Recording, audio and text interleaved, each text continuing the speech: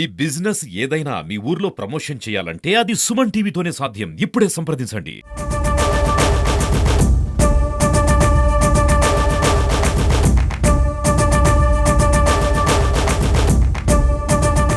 గత 4 రోజులుగా వల్లభనేని వంశీ ఉన్న విజయవాడ డిస్ట్రిక్ట్ జైలు దగ్గర ప్రస్తుతం మనం ఉన్నాము. ఇదే జైల్లో వల్లభనేని వంశీ ఉన్నారు.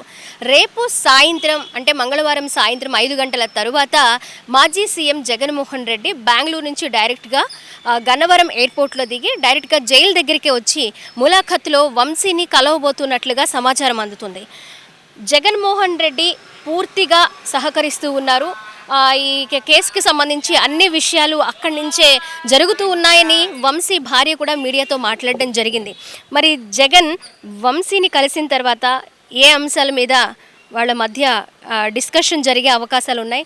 బెయిల్కి సంబంధించి కావచ్చు, అరెస్టుకి సంబంధించి కావచ్చు, అలాగే కొన్ని ఆధారాలకి సంబంధించి కావచ్చు, ఏం మాట్లాడతారు అనేది ఉత్కంఠ రేపుతున్న అంశంగా మనం ప్రస్తుతం చూడొచ్చు. మరి ఇకపోతే వంశీకి సంబంధించి ఆయన 10 రోజుల కస్టడీకి పోలీసులు పిటిషన్ వేశారు. 10 రోజుల కస్టడీకి ఇస్తే మరికొన్ని ఆధారాలు సేకరించే అవకాశం ఉంటుంది అని కూడా పోలీసులు చెప్తూ ఉన్న పరిస్థితి. వంశీ దగ్గర ప్రస్తుతం మొబైల్ లేదు. ఆ మొబైల్లో ఏమేమి ఆధారాలు ఉండొచ్చు అనే నేపథ్యంలో కూడా పోలీసులు ఆరా తీస్తూ ఉన్న పరిస్థితి.